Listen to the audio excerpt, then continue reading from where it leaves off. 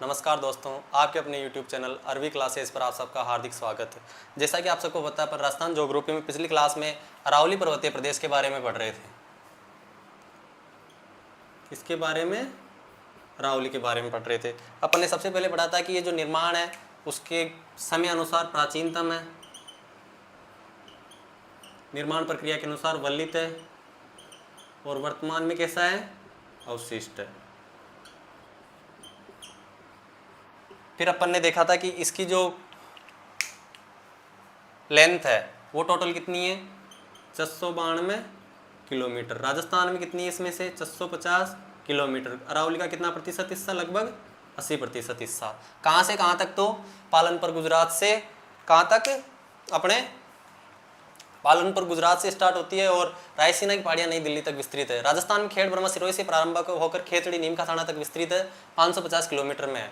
उसके बाद में अपन ने देखा था कि ये जो है वलित पर्वत है। वलित पर्वत को अपन ने अच्छे से समझा था कि जब दो प्लेटें आपस में टकराती है तो इनमें जो फोल्ड होता है, वलन होता है, उससे जो पर्वत का निर्माण होता है उसको बोलते हैं अपन वलित पर्वत। उसके बाद में अपन ने देखा था इसका निर्माण काल। तो निर्माण काल प्री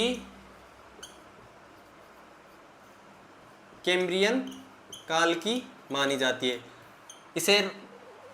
इसी के समय का उत्तरी अमेरिका में अपलेशियन पर्वत है, इसलिए इसकी तुलना उत्तरी अमेरिका के अपलेशियन पर्वत से की जाती है। उसके बाद में इसके कुछ प्राचीन नाम देखे थे अपन ने। तो अपन ने नाम इसका एक तो अपलेशियन ही देखा था। उसके बाद में अपन ने देखा था मेरू। उसके बाद में देखा था अपन ने आडावाला, अपलेशियन, हिंदू ओलंपस, हिंदू ओलंपस, और अपन ने देखा था फिर उगदंट गर्दन। ये किसने कहा था? अबुल फजल ने, ये कर्नल जेम्स टोड ने। मेरू भौगोलिक दृष्टि से आडावाला बूंदी में, अपलेशियन इसकी तुलना की जाती है क्योंकि इसी समय का उत्तरी अमेरिका में एक पर्वत था। उसके बाद में अगर और अपन बात करें थे तो विष्णु पुराण में इसको बोला था परिपत्र। इसके बाद में अपन ने इसके मानसून पे प्रभाव देखे थे। मानसून पे दो प्रभाव होते हैं, सकारात्मक और नकारात्मक। सकारात्मक प्रभाव बंगाली खाड़ी पे पड़ता है कि बंगाली खाड़ी मानसून राजस्थान में प्रवेश करता है तो उसके बीच में क्या पैदा करती है? अवरोध, जिससे ये राजस्थान में क्या करते हैं? वर्षा। और जो पश्चिमी मरुस्थलीय प्रदेश है वो इसकी वृष्टि छाया प्रदेश में मिलता है। नकारात्मक प्रभाव में हमने देखा था कि जो बंगाली खाड़ी से मानसून आता है उसके समानांतर होने के कारण वो मानसून बिना राजस्थान में वर्षा किए सीधा आगे चला जाता है, जो आगे जाके हिमालय के जो टकरा कर हिमालय की जो घाटियों में रहने वाले, घाटियों में स्थित प्रदेश है उनमें तेज बरसात करते हैं। उसके बाद में अपन ने देखा था कि ये राजस्थान को दो भागों में बांटती है, मरुस्थल और गैर मरुस्थलीय प्रदेश में। उसके बाद में अपन ने देखा था कि यहाँ से राजस्थान की सर्वाधिक नदियों का उद्गम होता है। यहाँ राजस्थान की नगरीय सभ्यताओं का जन्म स्थली है, प्राचीन भी तो नवीन भी। प्राचीन में अपन ने गिलुंड, आहड़ और गणेश्वर सभ्यता देखा था। नवीन नगरीय सभ्यताओं की जननी है जैसे जयपुर, अजमेर और उदयपुर। उसके बाद में अपन ने देखा था कि जो अरावली है यहाँ पे सर्वाधिक अभ्यारण्य है। उसके बाद में अपन ने देखा था कि यहाँ पे सघन वनस्पति पाई जाती है, सर्वाधिक जैव विविधता है, सर्वाधिक वर्षा भी यहीं से होती है। राजस्थान की अधिकांश नदियों का उद्गम अरावली पर्वतमाला से होता है। और उसके बाद में अपन ने देखा था कि जो अरावली पर्वतमाला है महान जल विभाजक रेखा का क्या है? एक भाग है।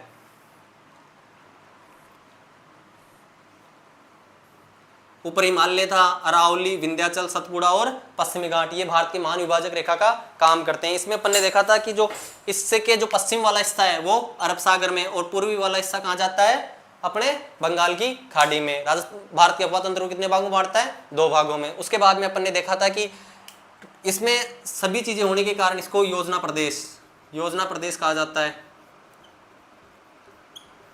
योजना प्रदेश कहा जाता है। क्यों कहा जाता है? क्योंकि राजस्थान का जो वार्षिक बजट होता है उसका ऑलमोस्ट अधिकांश बजट अरावली पर्वत से जुड़े हुए क्षेत्रों पे क्या किया जाता है? खर्च। राजस्थान में सर्वाधिक पर्यटन की दृष्टि से भी विकसित स्थल है, खनिज संपन्न क्षेत्र है। ये सब अपन ने कल की क्लास। उसके बाद में एक चीज फेंकता जो मैंने शायद कल बता नहीं पाया, इसका जो उद्गम होता है कहाँ से होता है? तो वो होता है मिनिकॉय द्वीप, अरब सागर। इसीलिए अरब सागर को क्या कहा जाता है? अरावली का पिता कहा जाता है। अरावली का क्या कहते हैं इसको? पिता। क्योंकि उद्गम कहां से होता है? अरब सागर से, इसलिए इसको क्या कहा जाता है, अरावली का पिता। किसको, अरब सागर को। उसके बाद में अपन ने देखा था कि इसको सबसे, इसकी जो भूगर्भिक संरचना, इसका अध्ययन किसने किया था, तो एएम हेरोन ने किया था, अलेक्जेंडर मैकमिलन हेरोन ने किया था। उसके बाद अपन ने ऊंचाई और विस्तार के आधार पर अरावली पर्वतमाला को कितने भागों में बांटा था, 3 भागों में।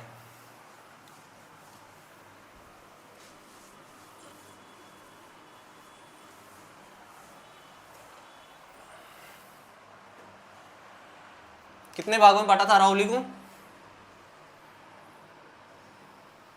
ये अरावली मान लो, इसको बांटा था अपन ने 3 भागों में। कौन कौन से, तो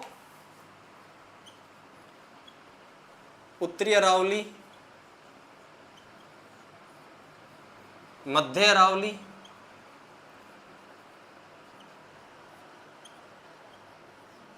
और मेवाड़ अरावली, दक्षिण अरावली मान लो। अध्ययन की दृष्टि से दक्षिण अरावली को फिर 2 भागों में बांटते हैं, एक तो आबू पर्वत और एक अपने मेवाड़ पहाड़ियां। अध्ययन की दृष्टि से अपन ने क्या देखा था, 4। फिर अब एक चीज और देखा था कि जो इससे मध्य और उत्तरी अरावली है वो बनी हुई है क्वार्टजाइट चट्टानों से, जबकि नीचे दक्षिणी अरावली वो किसकी बनी हुई है, ग्रेनाइट की। ये अपन ने कल की क्लास में देख लिया था। अब जो उत्तरी अरावली, इसकी जो विस्तार है उसका देखते हैं, तो उत्तरी अरावली की जो औसत, टोटल अरावली की अगर एवरेज हाइट देखते हैं अपन, तो वो है 930 मीटर। लेकिन अगर अपन उत्तरी अरावली की देखें तो वो है 450 मीटर, मध्य अरावली की देखें तो वो है 700 मीटर, और दक्षिणी अरावली की देखें तो वो है 1000 मीटर। इस प्रकार अरावली को विस्तार एवं ऊंचाई के आधार पर कितने भागों में बांटा गया है, 3 भागों में। अगर यहाँ वाला स्थान देखें तो खेतड़ी, यहाँ वाला स्थान देखें तो खेड़तल तिजारा, ये जो बॉर्डर है, ये बॉर्डर वाला स्थान देखें तो सांबर, और ये वाला स्थान देखें तो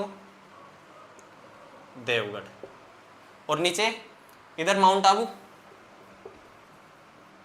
और पूरा मेवाड़। इस प्रकार से अरावली का क्या किया गया है, विस्तार और ऊंचाई के आधार पे वर्गीकरण, कि खेतड़ी खेतल तिजारा से लेके सांबर के मध्य की जो अरावली है उसको क्या माना गया है, उत्तरी अरावली, और सांबर से देवगढ़ के मध्य जो अरावली उसको मध्य अरावली, और देवगढ़ से नीचे जो अरावली है उसको बोला गया है मेवाड़, दक्षिणी अरावली। और दक्षिणी अरावली कितने भागों में, 2 भागों में। आबू पर्वत जो माउंट आबू के आसपास का क्षेत्र है, और बाकी मेवाड़ की पहाड़ियां। फिर इसकी ऊंचाई 400, टोटल 930 है, लेकिन उत्तरी अरावली की 450 मीटर, मध्य अरावली की 700 मीटर, और दक्षिणी अरावली की 1000 मीटर। आज जो अपन चर्चा करेंगे उत्तरी अरावली और मध्य अरावली पर विस्तार से चर्चा करेंगे। कल वाली क्लास में अपन दक्षिणी अरावली पढ़ लेंगे। एक बार इसका स्क्रीनशॉट ले लो।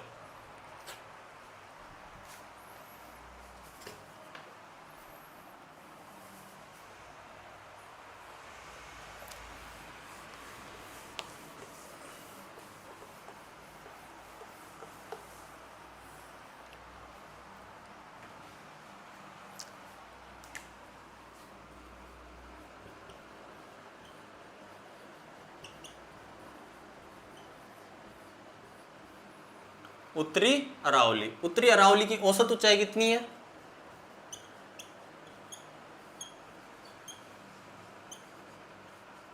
तो 450 मीटर।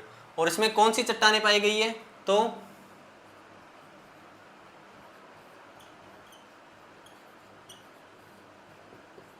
और फाइलाइट, क्वार्टजाइट और फाइलाइट टाइप की चट्टानें उत्तरी अरावली में विस्तृत है। उसके बाद में अगर अपन उत्तरी अरावली की जो प्रमुख पहाड़ियां हैं उनकी बात करें तो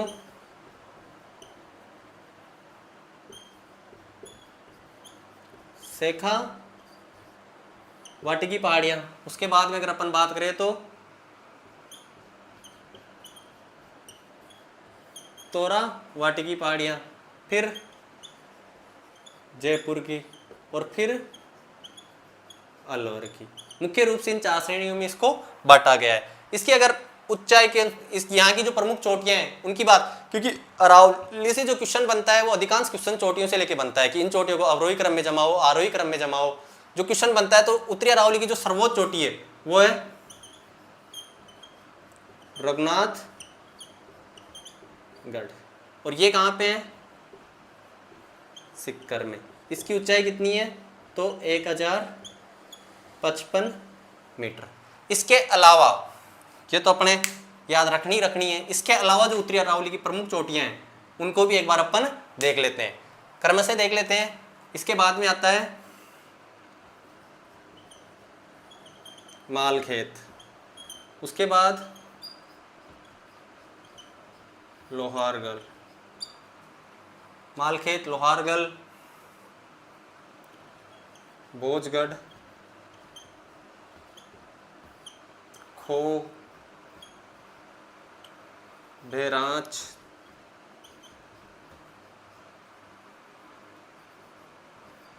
फिर अपने आती है बाबाई, मालखेत, लोहारगढ़, भोजगढ़, खो, भेरांच, बाबाई, बाबाई के बाद बरवाड़ा, बाबाई, बिलाली, मनोहरपुर और अपने बेराट। ये उत्तरी अरावली की प्रमुख चोटियां हैं। मालखेत कहाँ पे है? ये भी सिक्कर में। लोहारगढ़ सबको पता है कहाँ पे है? झुंझुनू में। भोजगढ़ सबको पता है, नीम का थाना। खो जयपुर ग्रामीण। बैरांच अलवर। बाबाई जयपुर ग्रामीण। उसके बाद में बरवाड़ा जयपुर ग्रामीण। बाबाई नीम का थाना। बिलाली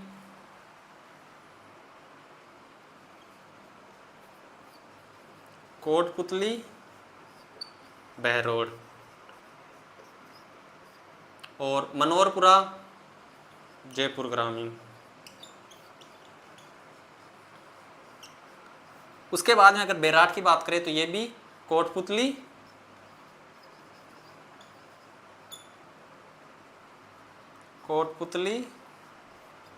बहरोड में। ये उत्तरी अरावली की प्रमुख चोटियां हैं। अगर इनकी अपन हाइट भी लिखना चाहें तो हाइट मालखेत की अपने 1052 मीटर, इस लोहारगढ़ की अपने 1051 मीटर, भोजगढ़ की अपने 997 मीटर, खो की अपने 920 मीटर और बहराज की अपने 792 मीटर, बाबाई के अपने 792 मीटर, बरवाड़ा के अपने 786 मीटर, बाबाई के अपने 780 मीटर, बिलाली के अपने 776 मीटर, 775 मीटर और मनोहरपुरा की 747 मीटर और बैराट की पहाड़ियों की ऊंचाई है 707 मीटर। ये उत्तरी अरावली की जो प्रमुख चोटियां हैं उनकी डिटेल्स दी गई है। सर्वाधिक सबसे जो एग्जाम में पूछी जाती है वो है ये उत्तरी अरावली की सर्वोच्च चोटी कौन सी है? रघुनाथगढ़। कहाँ पे है? सिक्कर में। इसकी ऊंचाई कितनी है? 1055 मीटर। मालखेत कहाँ पे है? सिक्कर में 1052 मीटर। लोहारगढ़ झुंझुनू 1051 मीटर। लोहारगढ़ झुंझुनू। भोजगढ़ नीम का थाना कहाँ कितनी है? 997 मीटर। खो जयपुर ग्रामीण 920 मीटर। बहरांच अलवर 792 मीटर। बाबाई जयपुर ग्रामीण 792 मीटर। बरवाड़ा जयपुर ग्रामीण 786 मीटर। बाबाई कहाँ पे है? जयपुर ग्रामीण में। बाबाई नीम का थाना 780 metre. Bilali Kotputli Behror 775 metre. Manoharpura की पहाड़ियाँ हैं जयपुर ग्रामीण में 747 मीटर और फिर बैराट की पहाड़ियाँ कोटपुतली बहरोड में 707 मीटर। इस प्रकार उत्तरी अरावली की जो प्रमुख चोटियां हैं उनका एक बार आप स्क्रीनशॉट ले सकते हो।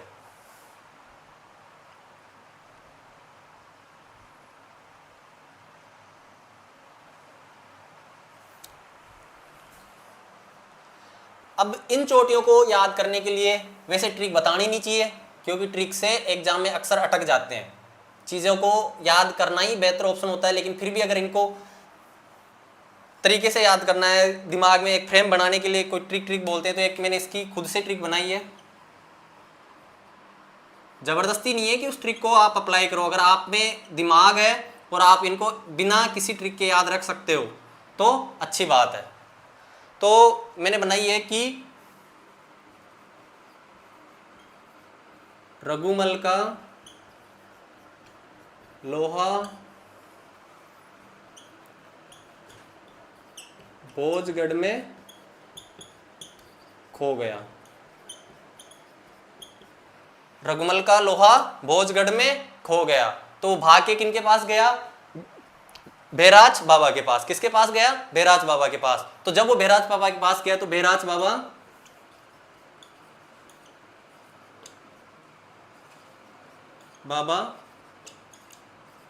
बरवाड़ा की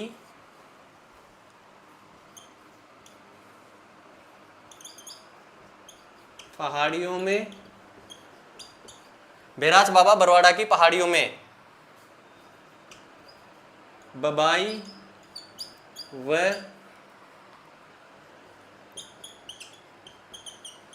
बिलाली के मनोहर दृश्य से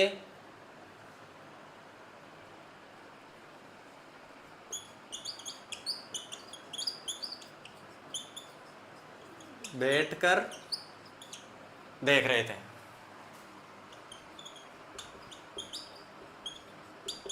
भाई रघुमल का लोहा भोजगढ़ में खो गया, तो वो भागकर किसके पास गया? बैराज बाबा के। जब बैराज बाबा के पास गया तो बैराज बाबा बरवाड़ा की पहाड़ियों में बबाई व बिलाई के मनोहर दृश्य से बैठकर देख रहे थे। भाई बैराज बाबा क्या कर रहे थे?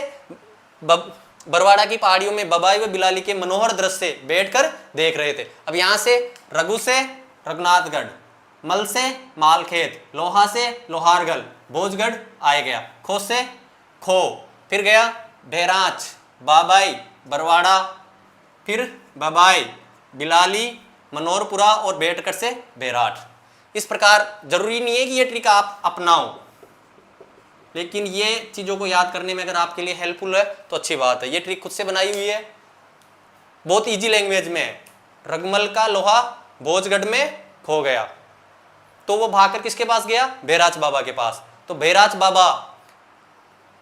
बाबा बरवाड़ा की पहाड़ियों में बबाई व बिलाली के मनोहर दृश्य से बैठकर देख रहे थे, आराम से। क्या कर रहे थे भाई? बैराज बाबा बरवाड़ा की पहाड़ियों में बबाई व बिलाली के जो मनोहर दृश्य थे उनको बैठकर आराम से देख रहे थे, और इनसे अपने जो उत्तरी अरावली है उसकी सारी चोटियां लगभग याद हो जाती है। रघुनाथगढ़ सिक्कर में है, मालखेत सिक्कर में है, लोहारगढ़ झुंझुनू में है, भोजगढ़ नीमका थाना में है, खो जयपुर ग्रामीण में है, बैराज अलवर में है, बाबाई जयपुर ग्रामीण में है, बरवाड़ा जयपुर ग्रामीण में। अगर इनकी हाइट याद नहीं हो तो कम से कम इसकी तो याद कर लेना, रघुनाथगढ़ की 1055 मीटर। बाकी अगर याद हो जाती है तो अच्छी बात है, नहीं हो तो कोई दिक्कत नहीं है। इसके बाद में एक बार इनका स्क्रीनशॉट ले लो।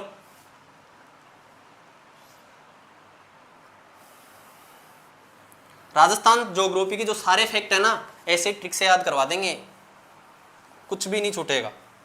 जो जिन चीज़ों में देखो, सब जगह ट्रिक यूज में लेना अच्छी बात नहीं है, लेकिन जहाँ पे जरूरी है, अब इतनी चीज़ें क्रमशः याद करना जरूरी नहीं है कि याद हो, लेकिन इन चीज़ों को अगर इतनी चीज़ें हैं तो इनको ट्रिक से याद करें तो अच्छा भी रहता है। लेकिन अगर ट्रिक खुद की बनाई हो तो और ज़्यादा बेहतर रहती है, वरना आपसे नहीं बने तो हम तो बना के आपको दे ही रहे हैं। क्या था? रघुमल का लोहा भोजगढ़ में खो गया। भोजगढ़ में खो गया तो रघुमल भाग के कहाँ गया? बैराज बाबा के पास। तो जाके देखा कि बैराज बाबा बरवाड़ा की पहाड़ियों में क्या देख रहे थे? बबाई व बिलाली के मनोहर दृश्य। कैसे देख रहे थे? बैठकर देख रहे थे। इससे अपने उत्तरी अरावली की जो संपूर्ण चोटियां हैं वो अपने आ जाती है। इसके बाद में अगर अपन बात करते हैं उत्तरी अरावली में जो रणथंभौर है, इस स्थान पे अरावली और जो विंध्याचल पर्वतमाला है,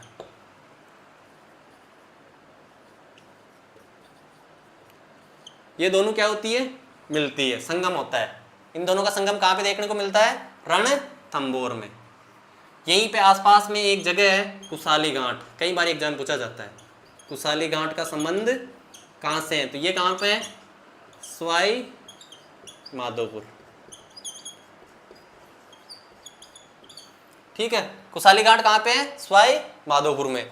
चीजें समझ में आ रही होगी। रणथंभौर में अरावली और विंध्याचल पर्वतमाला का क्या देखने को मिलता है, संगम देखने को मिलता है। उसके बाद कुसाली घाट है, वो भी कहाँ पे है, सवाई माधोपुर में है। इसके अलावा अगर अपन उत्तरी अरावली की बात करें तो अपने आता है एक सरिस्का अभ्यारण्य।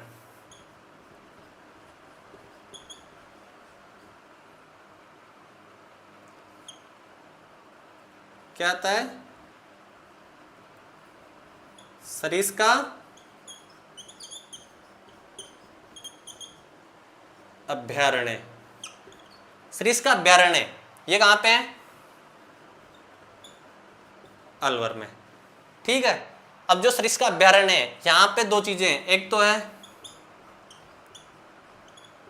क्रांस का पठार और दूसरा पठार है कांकणवाड़ी का पठार। कहां पे दोनों, अलवर में। कांकणवाड़ी के पठार में क्या बना हुआ है, कांकणवाड़ी का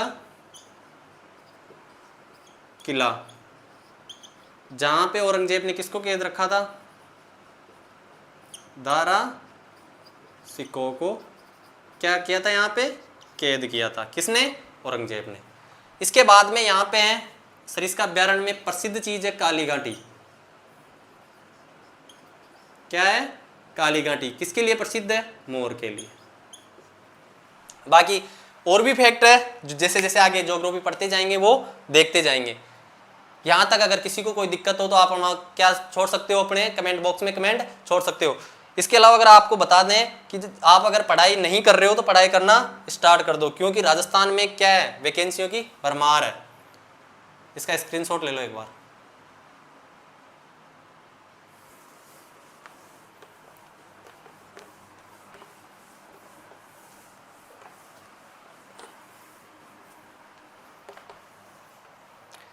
उत्तरी अरावली अब अपने खत्म हो चुकी है, अपन पढ़ेंगे मध्य अरावली।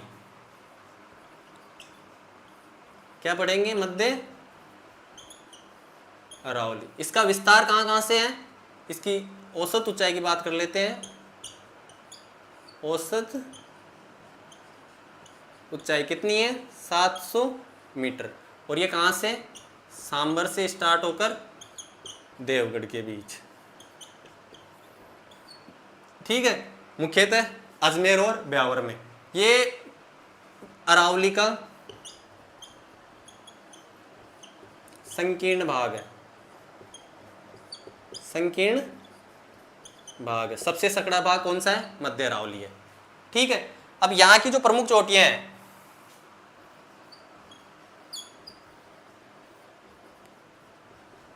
प्रमुख चोटियां हैं वो है टोडगढ़ या गोरम जी, जिसकी ऊंचाई कितनी है, 934 मीटर। ये यहाँ की कितनी है, हाईएस्ट है ना। सबसे ऊंची जो मध्य अरावली की पीक है वो कौन है, टोडगढ़ या गोरम जी। और ये कहाँ पे है, ब्यावर में। कौन से जिले में आती है, अभी ये ब्यावर में, रासमंद और पाली की सीमा पे, तीनों की जो सीमा क्षेत्र है वहां पे पड़ती है ये। और ये है टोडगढ़ और ब्यावर। दूसरी जो चोटी आती है यहाँ की वो आती है तारागढ़। और तारागढ़ की जो ऊंचाई है वो है, इसको कई जगह 933 भी मिलता है, 873 मीटर। कितनी है, 873। और तीसरी जो आती है नाग पहाड़, इसकी है 795 मीटर। और ये दोनों चोटियां कहाँ पे हैं, अपने अजमेर में। तारागढ़ की पहाड़ी पे कौन सा किला बना हुआ है? तारागढ़, जिसको अपन गढ़बीटली भी बोलते हैं। और नागपाड़ से कौन सी नदी निकलती है? लूनी नदी। ये उत्तरी मध्य अरावली की प्रमुख चोटियां। और सर्वोच्च जो हाईएस्ट जो पीक है वो कौन सी है? टोडगढ़। उत्तरी अरावली की कौन सी थी? रघुनाथगढ़। मध्य अरावली की टोडगढ़। स्क्रीनशॉट ले लो एक बार इसका। उसके बाद में मध्य अरावली की प्रमुख विशेषता है यहाँ पे पाए जाने वाले दर्रे या नाल। मध्य अरावली की जो प्रमुख विशेषता है वो क्या है कि यहाँ पे पाए जाने वाले दर्रे या नाल। यहाँ पे पाए जाने वाले क्या है? या तो दर्रे हैं या नाले हैं। दर्रे या नाल। अब दर्रा होता क्या है? जैसे दो पहाड़ है, क्या है? दो, ये भी पहाड़ है और ये भी पहाड़ है। इन पहाड़ों के बीच में से अगर कोई रास्ता जाए, तंग रास्ता, इस रास्ते को अपन क्या बोल सकते हैं? भाई दो पहाड़ है, पहाड़ों के बीच में से कोई छोटा सकड़ा जो मार्ग होता है, संकड़े मार्ग, उसको क्या बोलेंगे अपन? दर्रा। अर्थात पहाड़ों के बीच से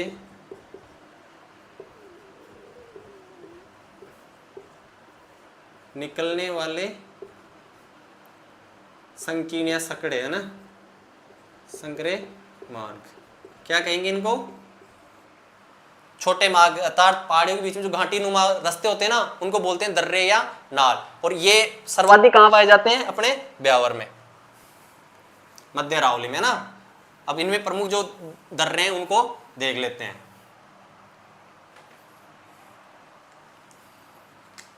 पहला है कछावली, दूसरा है पीपली, तीसरा है सरूपा घाट। ये सब कहाँ पे है?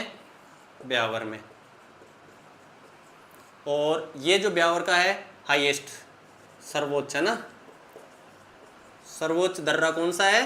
अपना पीपली। उसके अलावा जो ये दर्रे हैं इनके अंदर से रास्ते जो निकले हैं प्रमुख दर्रे, जैसे बर दर्रा, ये रास्ता क्या देता है? अपने ब्यावर से जोधपुर का जो मार्ग निकल रहा है NH, जिसको अपन 14 बोलते हैं, और वर्तमान इसका नाम क्या हो गया? NH 25। ये कहाँ से निकल रहा है? अपने बरदर्रा से। उसके बाद में एक आता है पखारिया दर्रा, ये अपने को ब्यावर से मसूदा आने का रास्ता देता है। मसूदा देवनारायण भगवान का जो वो है ना मंदिर है प्रसिद्ध, देवमाली, मसूदा के पास में ही है। एक है सिसूरा शिवपुरा घाटा, ये जो देता है ब्यावर से विजयनगर का रास्ता देता है, ब्यावर से विजयनगर का। और एक जो दर्रा है पर फेमस वो है सुरा, ये कहाँ से है? ब्यावर से भीलवाड़ा। इस प्रकार ब्यावर के जो अनेक दर्रे हैं वो उनका वो दिया गया है। बरदर्रा, सर्वोच्च पीपली, कछावली, सरूपा घाट, पकारिया दर्रा ब्यावर से मसूदा, और सुरा दर्रा ब्यावर से भीलवाड़ा, सिसुरा शिवपुरा घाट ब्यावर से विजयनगर। एक बार इसका स्क्रीनशॉट ले लो। उसके बाद में अपन राजमंद के जो कुछ दर्रे हैं उनको भी देख लेते हैं।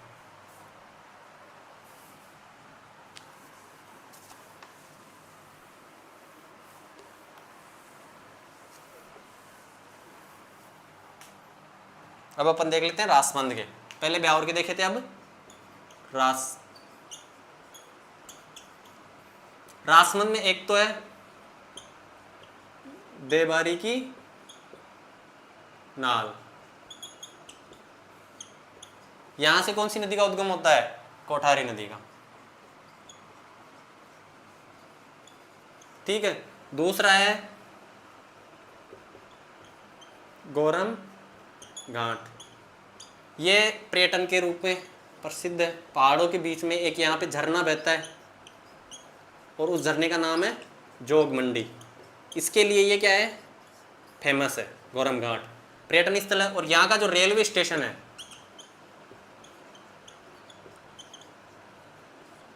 राजस्थान का पहला सौर ऊर्जा से प्रकाशित रेलवे स्टेशन है।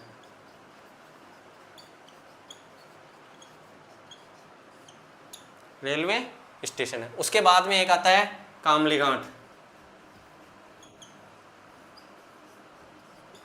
जो जोजावर पाली को किससे जोड़ता है? देवगढ़ राजमंद से।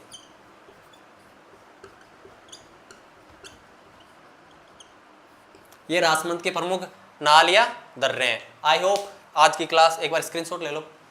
आई होप आज की क्लास से जो अपन ने उत्तरी अरावली और मध्य अरावली पर विस्तार से चर्चा की है, उत्तरी अरावली और मध्य अरावली पर विस्तार से चर्चा की, इससे आपके जो कंसेप्ट है वो थोड़े बहुत क्लियर होंगे और एग्जाम में जरूर कहीं ना कहीं आपकी हेल्प होगी। अब आपका जो सपोर्ट है वो हमें ज़्यादा से ज़्यादा मोटिवेट करता है। और आपकी जानकारी के लिए बता दूं, राजस्थान गवर्नमेंट द्वारा लगभग सभी डिपार्टमेंट में अभ्यर्थना भेज दी गई है। तो आने वाले समय में हर डिपार्टमेंट में वैकेंसियां हैं, इसलिए अभी से पढ़ाई करना स्टार्ट कर दो। अगर हम मेहनत कर रहे हैं तो आपको मेहनत करने में क्या दिक्कत है? और मेहनत का दूसरा कोई विकल्प नहीं होता। तुम चाहो कि तुम्हारा सिलेक्शन हो जाए और वो भी कब कि आज एग्जाम आ गया, फॉर्म भर दिए और फॉर्म भरे, उसके बाद अपन ने क्या करी? तैयारी स्टार्ट। फॉर्म भरे उसके 6 महीने बाद क्या है? पेपर है। 6 महीने तुम लोगों ने अच्छी जम के मेहनत करी, लेकिन कब करी? 6 महीने, मतलब वैकेंसी आने के बाद। लेकिन जो बच्चे अभी लाइब्रेरी में बैठ के मेहनत कर रहे हैं वो आपसे प्लस रहेंगे या नहीं रहेंगे? ये आप एक बार क्वेश्चन खुद से करना कि वैकेंसी आने के बाद तैयारी करना बेटर है या वैकेंसी आने से पहले ही।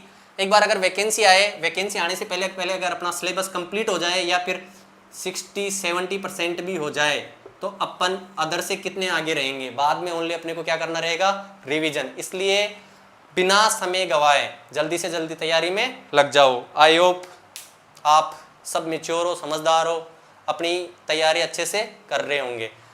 और हमें भी मोटिवेट करने के लिए हमारे चैनल को शेयर करते रहो, सब्सक्राइब करते रहो और लाइक करते रहो। धन्यवाद।